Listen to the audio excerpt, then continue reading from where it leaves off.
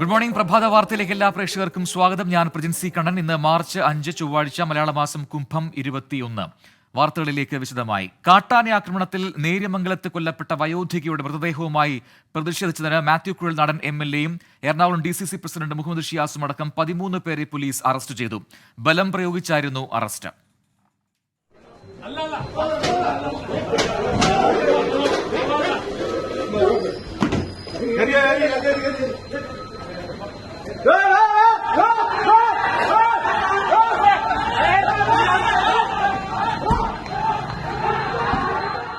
നേതാക്കളുടെ അറസ്റ്റിന് പിന്നാലെ വൻ സംഘർഷമാണ് ഉണ്ടായത്. അറസ്റ്റ് തടയാനെത്തിയ കോൺഗ്രസ് പ്രവർത്തകർക്ക് നേരെ പോലീസ് ലാത്തി വീശി. പ്രതിഷേധക്കാർ പോലീസ് ജീപ്പും ബസ്സും അടിച്ചു തകർത്തു.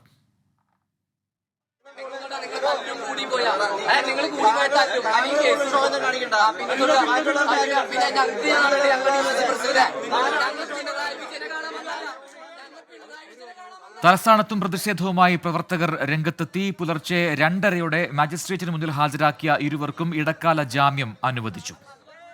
ഇതുമായി ബന്ധപ്പെട്ട് ഞങ്ങളുടെ നിരവധി പ്രവർത്തകരെ പോലീസ് തല്ലിച്ചതക്കുകയും നിരപരാധികളായിട്ടുള്ള പ്രവർത്തകർക്കെതിരെ കേസെടുക്കുകയും അറസ്റ്റ് ചെയ്യുകയൊക്കെ ചെയ്തു.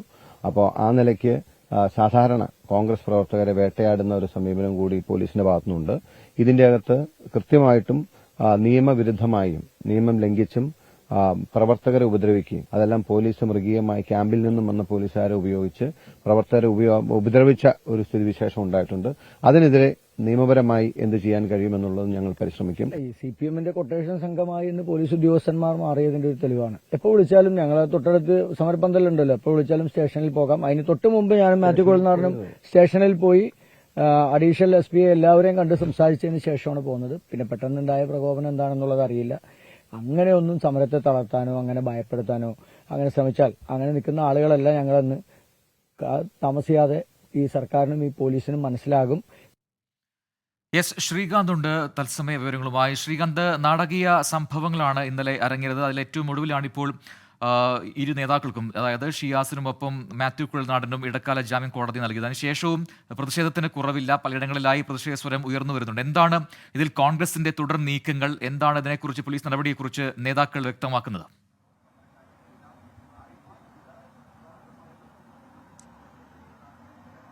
പ്രജിൻ, നാടകീയം, അസാധാരണം എന്നിങ്ങനെ മാത്രമേ ഇന്നലെ രാത്രി നടന്ന സംഭവത്തെ വിശേഷിപ്പിക്കാൻ സാധിക്കുകയുള്ളൂ. ഇതിനു മുൻപ് നവകേരള സദസ്സുമായി ബന്ധപ്പെട്ട് പാലാരിവട്ടത്ത് നടന്ന ഒരു പ്രതിഷേധമാണ് ഈ അർദ്ധരാത്രി മുഴുവൻ നീണ്ടുനിന്ന ഒരു പ്രതിഷേധം ഇതിനു മുമ്പ് നമ്മൾ കോൺഗ്രസിന്റേതായി കണ്ടത്. ഇന്നലെ ഈ കോതമംഗലം ടൌണിൽ നടന്നത് അക്ഷരാർത്ഥത്തിൽ നാടകീയമായ സംഭവ വികാസങ്ങൾ തന്നെയായിരുന്നു. കാരണം ഈ വന്യജീവി ശല്യവുമായി ബന്ധപ്പെട്ട്, വന്യജീവി ആക്രമണവുമായി ബന്ധപ്പെട്ട് ഒരാൾ മരിക്കുന്ന സാഹചര്യം ഉണ്ടായതിന് പിന്നാലെ ഇന്നലെ കോൺഗ്രസിന്റെ നേതൃത്വത്തിൽ ഇവിടെ വലിയ പ്രക്ഷോഭം ഈ മൃതദേഹവുമായി നടന്നിരുന്നു. അതിനുശേഷം പോലീസുമായി ഏറ്റുമുട്ടൽ ഉണ്ടായി. പോലീസ് അതിൽ കേസെടുക്കും എന്ന് ഇന്നലെ ഉച്ചയ്ക്ക് തന്നെ നേതാക്കളോട് പറയുകയും ചെയ്തതാണ്. പക്ഷേ അതിനുശേഷം രാത്രിയോടുകൂടി കോൺഗ്രസ് നേതാക്കൾക്കെതിരെ ജാമ്യമില്ലാ വകുപ്പ് ചുമത്തി പോലീസ് കേസെടുത്തു. തുടർന്ന് മാത്യു കുഴൽനാടൻ MLA-യും DCC അധ്യക്ഷൻ മുഹമ്മദ് ഷിയാസ് അടക്കമുള്ളവരെ ഏതാണ്ട് ഒരു 13 പ്രവർത്തകരെയും ചേർത്ത് പോലീസ് കസ്റ്റഡിയിലെടുത്തു.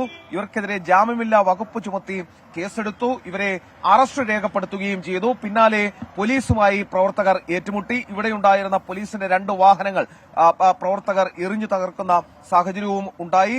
പോലീസുമായി രാത്രിയിൽ പൂർണ്ണമായ തോതിൽ വലിയ പ്രതിഷേധം, പോലീസുമായി ഒരു ഏറ്റുമുട്ടലിലേക്ക് കാര്യങ്ങൾ പോവുകയും ചെയ്തിരുന്നു.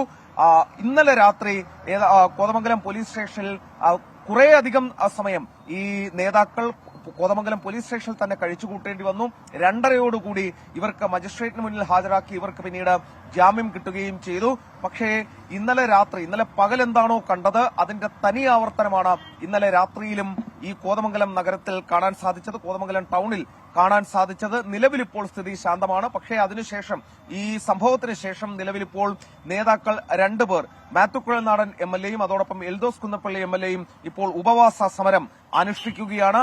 ഈ കാട്ടാന ആക്രമണത്തിൽ മരിച്ച വയോധികയുടെ കുടുംബത്തിന് നീതി ലഭ്യമാക്കണം എന്നാവശ്യപ്പെട്ടാണ് അവരിപ്പോൾ ഇവിടെ ഈ പ്രതിഷേധ സൂചകമായി ഉപവാസ സമരം നയിക്കുന്നത്. ഇന്ന് മരിച്ച ഇന്ദിരയുടെ മൃതദേഹം സംസ്കരിക്കും. ഇന്നലെയും ആ വീട്ടിൽ ഈ കോതമംഗലത്ത് കണ്ടതിന് സമാനമായ പ്രതിഷേധം, പ്രക്ഷോഭം അത് ഈ അവരുടെ വീടിന് അടുത്തും, നേര്യമംഗലത്ത് അവരുടെ വീടിന് അടുത്തും കാണാൻ സാധിച്ചു. പോലീസിന് നേരെ കയ്യേറ്റം ഉണ്ടായി. പോലീസിനെ പ്രതിരോധിക്കുന്ന, അവിടുത്തെ ജനങ്ങൾ ചേർന്ന് പ്രതിരോധിക്കുന്ന സാഹചര്യം കാണാൻ സാധിച്ചു.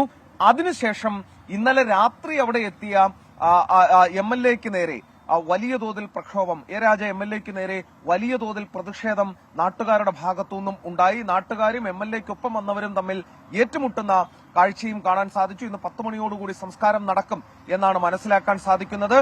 ആ സംസ്കാരവും മറ്റ് നടപടികളുമൊക്കെ ഒരു സൈഡിൽ നടക്കുമ്പോൾ ഇവിടെ ഈ വന്യജീവി ശല്യത്തിന് കൃത്യമായ പരിഹാരം വേണം എന്നാവശ്യപ്പെട്ട്, നീതി കിട്ടണം എന്നാവശ്യപ്പെട്ട് ഒരു വശത്ത് ഈ ഉപവാസ സമരവും മുന്നോട്ട് പോവുകയാണ്.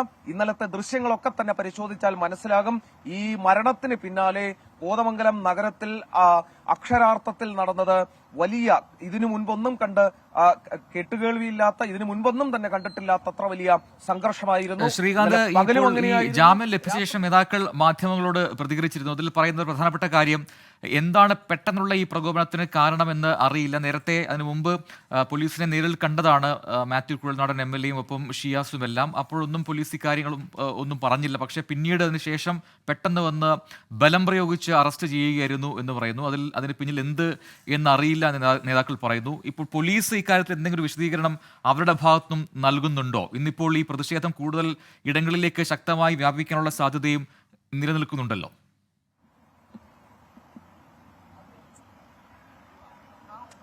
പോലീസ് ഇന്നലെ തന്നെ പറഞ്ഞ കാര്യം, അതായത് ഈ മൃതദേഹത്തോട് അനാദരവ് കാണിച്ചു എന്നുള്ള രീതിയിൽ ഒരു വകുപ്പ് പോലീസിന്റെ ഭാഗത്തുനിന്നും ചുമത്തിയിട്ടുണ്ട്. അതോടൊപ്പം തന്നെ ഈ ആശുപത്രിക്കുള്ളിൽ ഈ പോസ്റ്റ്മോർട്ടം നടപടികൾ തടസ്സപ്പെടുത്തിക്കൊണ്ട് ആശുപത്രിക്കുള്ളിൽ സംഘർഷമുണ്ടാക്കി എന്ന പേരിൽ ഒരു കേസുകൂടി ചുമത്തിയിട്ടുണ്ട് പോലീസിന്റെ ഭാഗത്തുനിന്നും. മറ്റൊന്ന് ഈ പൊതുമുതൽ നശിപ്പിക്കൽ അടക്കമുള്ള വകുപ്പുകൾ കൂടി ചുമത്തുകയും ചെയ്തിട്ടുണ്ട്. അത്തരത്തിൽ ജാമ്യമില്ലാത്ത വകുപ്പുകളാണ് ചുമത്തിയത് എന്ന് പോലീസ് പറയുന്നു. പോലീസിന് നേരെ ഇന്നലെ പ്രവർത്തകരുടെ ഭാഗത്തുനിന്നും കയ്യേറ്റ ശ്രമമുണ്ടായി, മുഹമ്മദ് ഷിയാസ് അടക്കമുള്ളവർ കയ്യേറ്റം ചെയ്യാൻ ശ്രമിച്ചു എന്നുള്ളതാണ് പോലീസ് ആരോപിക്കുന്ന ഒരു കാര്യം.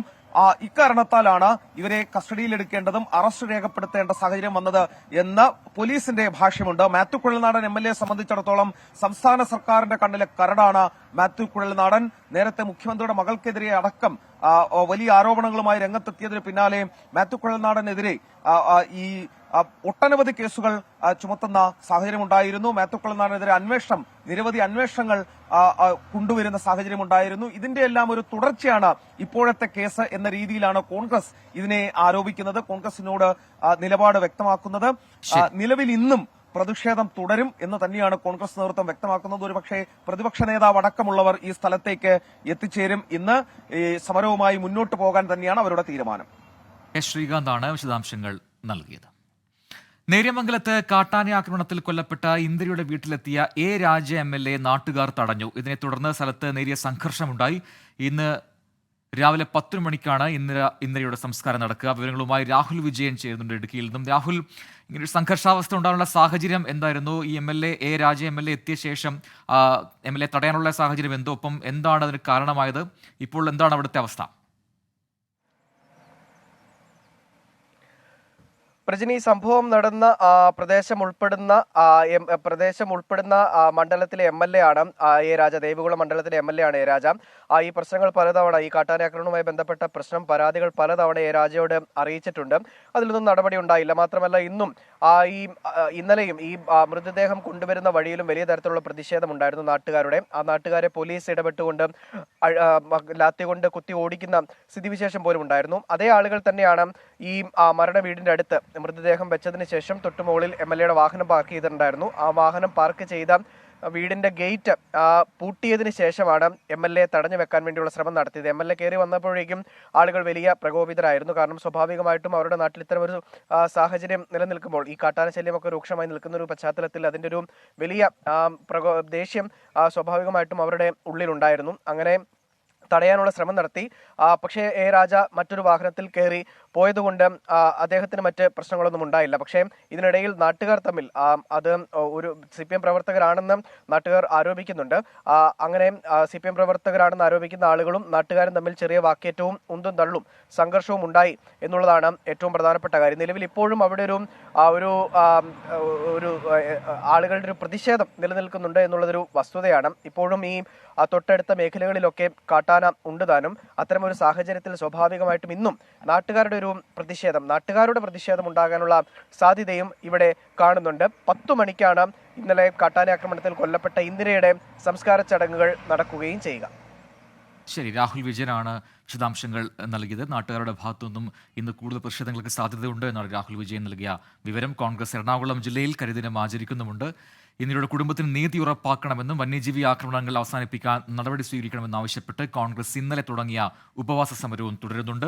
വന്യജീവി ആക്രമണം തടയുന്നതിലെ വീഴ്ചകൾ ചൂണ്ടിക്കാട്ടി വനംവകുപ്പിനെതിരെ ഇടുക്കി രൂപതയും രംഗത്തെത്തിയിട്ടുണ്ട്.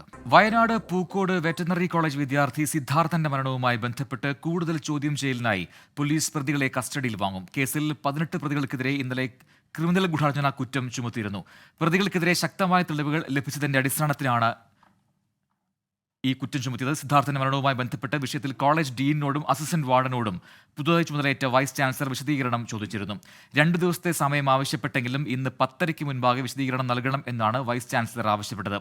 നടപടിക്രമങ്ങളിൽ വീഴ്ച ഉണ്ടായിട്ടില്ലെന്നാകും ഇരുവരും സമർപ്പിക്കുന്ന വിശദീകരണം എന്നാണ് സൂചന. ഇരുവരെയും സസ്പെൻഡ് ചെയ്ത് മുഖം രക്ഷിക്കാനാണ് സർക്കാരിന്റെയും യൂണിവേഴ്സിറ്റിയുടെയും ശ്രമം. പ്രതിഷേധം തുടരുന്ന സാഹചര്യത്തിൽ യൂണിവേഴ്സിറ്റിയിൽ ഇന്നു മുതൽ 10-ാം തീയതി വരെ ക്ലാസ് ഉണ്ടാകില്ല. സിദ്ധാർത്ഥന്റെ മരണം ഞെട്ടിച്ചെന്ന് NSUI ദേശീയ അധ്യക്ഷൻ വരുൺ ചൗധരി. കുറ്റവാളികളിൽ ചിലരെ മുഖ്യമന്ത്രി സംരക്ഷിക്കുകയാണ്. ശക്തമായ നടപടിയുണ്ടായില്ലെങ്കിൽ ഡൽഹിയിലും വൻ പ്രതിഷേധം സംഘടിപ്പിക്കുമെന്ന് വരുൺ ചൗധരി 24-നോട് പറഞ്ഞു. NSUI ദേശീയ അധ്യക്ഷൻ വരുൺ ചൗധരി ഇപ്പോൾ 24-നോടൊപ്പം ചേരുന്നു.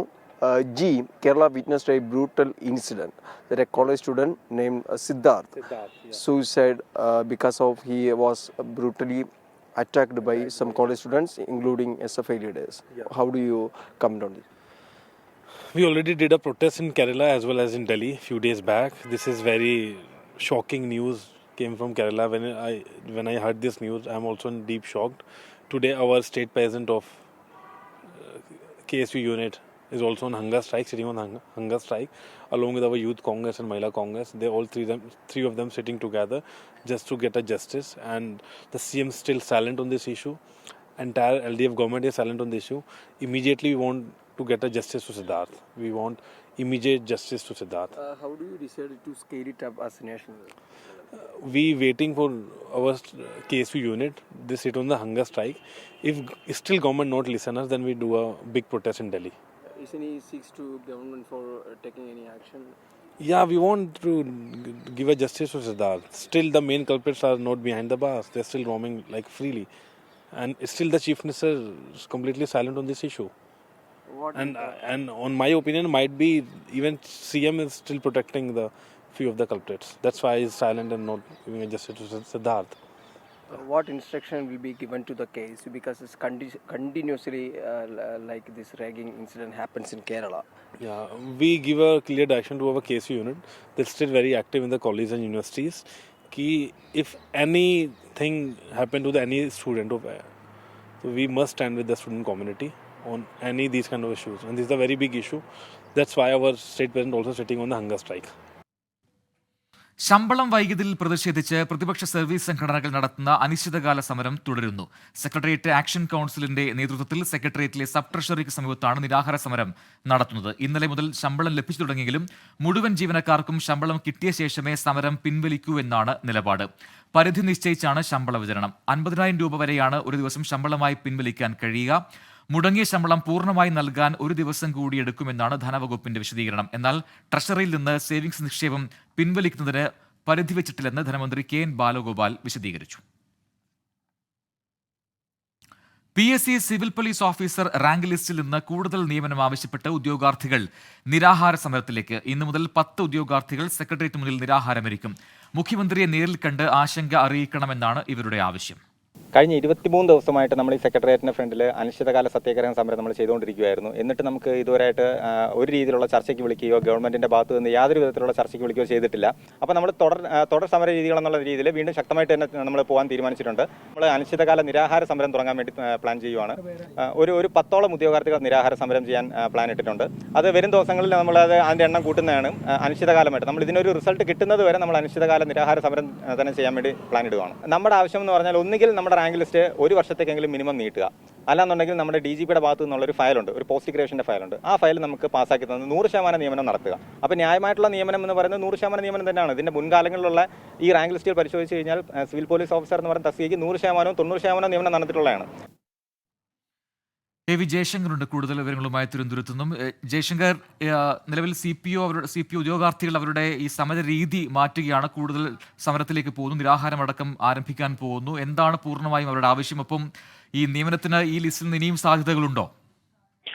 അതായത് ആ ഉദ്യോഗാർത്ഥികളുടെ ആവശ്യം ഈ ലിസ്റ്റുമായി ബന്ധപ്പെട്ട കൂടുതൽ നിയമനങ്ങൾ നടത്തണമെന്നാണ്. കാരണം കഴിഞ്ഞ വർഷങ്ങളിൽ മുൻ വർഷങ്ങളിൽ 90% ഒക്കെ നിയമനങ്ങൾ ഈ CPO ലിസ്റ്റുമായി നടത്തിയിരുന്നു. പക്ഷേ ഈ വർഷം താരതമ്യേന നിയമനങ്ങൾ കുറവാണെന്ന ഉദ്യോഗാർത്ഥികൾ പറയുന്നു. ലിസ്റ്റിന്റെ കാലാവധി കോവിഡ് ഉൾപ്പെടെയുള്ള കാരണങ്ങൾ കൊണ്ട് ഏകദേശം 5 വർഷത്തോളം നീണ്ടിരുന്നു. 2019 നോട്ടിഫിക്കേഷൻ അനുസരിച്ചാണ് ഇവരുടെ ലിസ്റ്റ് വരുന്നത്. അതനുസരിച്ച് ഈ ലിസ്റ്റിന്റെ കാലാവധി വളരെയധികം കോവിഡ് ഉൾപ്പെടെയുള്ള കാരണങ്ങൾ കൊണ്ട് നീണ്ടിരുന്നു.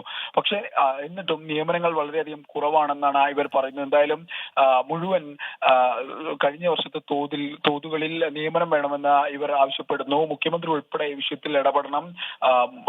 ലിസ്റ്റിൽ പൂർണ്ണമായിട്ടുള്ള ഒരു നിയമനം ഉണ്ടായാൽ മാത്രമേ സമരങ്ങൾ അവസാനിപ്പിക്കൂ എന്നാണ് ഉദ്യോഗാർത്ഥികൾ പറയുന്നത്. കഴിഞ്ഞ 23 ദിവസമായി ഇവർ സെക്രട്ടേറിയറ്റ് മുന്നിൽ വിവിധ തരത്തിലുള്ള സമരത്തിലാണ്. അതാണ് ഇപ്പോൾ ഇനി നിരാഹാര സമരമായി മാറാൻ ശരി ജയശങ്കർ, ആ രീതിയിൽ നിരാഹാരമടക്കം ആരംഭിക്കാൻ പോവുകയാണ് CPO ഉദ്യോഗാർത്ഥികൾ.